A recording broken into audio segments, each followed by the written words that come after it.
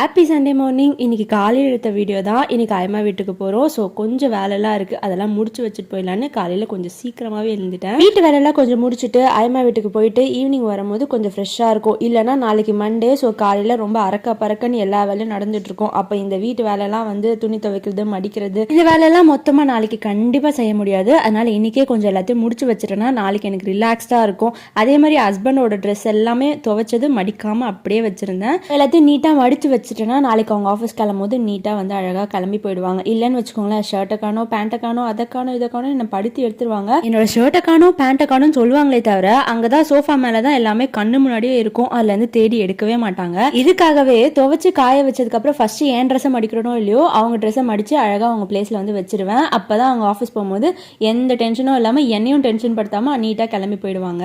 அதுக்கப்புறம் இன்னைக்கு மார்னிங் பிரேக்ஃபாஸ்ட்க்கு மேக்ரோனி பாஸ்தா வித் சீஸ் வந்து ஆட் பண்ணியிருந்தேன். இந்த பாஸ்தா